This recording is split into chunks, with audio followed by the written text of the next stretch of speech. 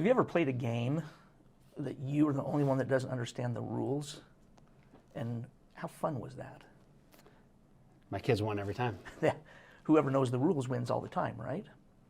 So in the state of Utah, there's two specific laws that create this framework so that the landlord and the tenant are on the same playing field. It levels the playing field out.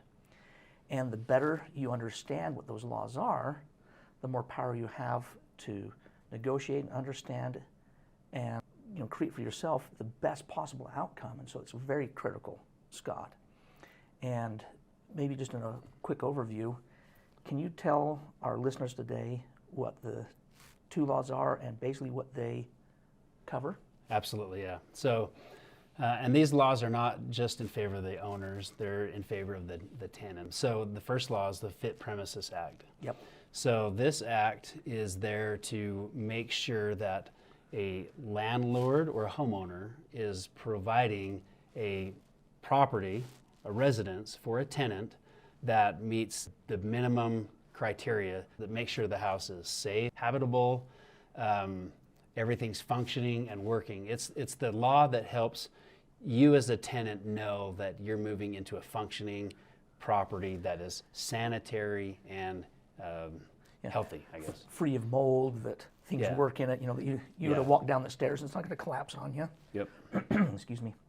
And so that's important. If you understand what those rules are and the landlord understands what they are, now you have a common ground that you can have a conversation. When the air conditioner goes out, where do you go to find out, what's the common ground of the expectation? The term of lease will now help decide who is responsible for repairing that. Generally, the landlord is responsible for making sure everything's functioning properly. And if it breaks down, it's usually on the landlord. Unless you as the tenant took a hammer to the furnace and broke it, well, you're the one responsible for making the repair. But if it's just normal wear and tear and it breaks down, usually the landlord. But that's the beauty of that fit premise law, and that's why it's important for you as a tenant to understand it, because it gives you that power. It does, right? Yeah. All right, what's the next one? Okay, so the next one is the Utah Fair Housing Law. So this law basically eliminates or tries to eliminate any kind of discrimination based on certain characteristics. Of the person, So they include race, color, religion, sex, national origin, familial status, disability, or sexual orientation. So if a tenant feels like they've been harmed or treated inappropriately or differently than anyone else based on any of those, I think there's 7, any of those items, then there's been discrimination against them, and they have the ability to take a civil suit towards that person. There's a course of action. Again, it comes down to understanding the rules that are set out there. This gives a really good framework that a prospective tenant or an active tenant has with their landlord, so that you have stability going into it. Yeah. Because if you're part of one of those protected classes, which every one of us are, right? Sometimes you say, well, I'm not part of the protected class. Well, actually, you are, because you're part of familial status for sure. Every one of us has a race, and each one of us has a gender, right? Yeah. So on a minimum, everybody's part of 3 classes, right? And so it just gives that same basis of rules.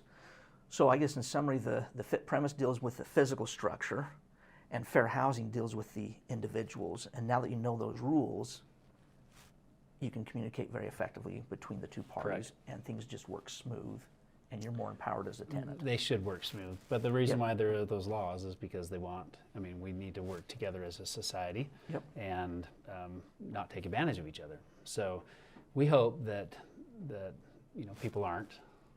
We hope that everyone's treated fairly, but everyone's not. Well, and there's problems that happen. Yeah, what you find though is the vast majority of people, when they understand what the rules are, the parameters, they will work within that, and they say, my gosh, this is working smoothly. Yeah.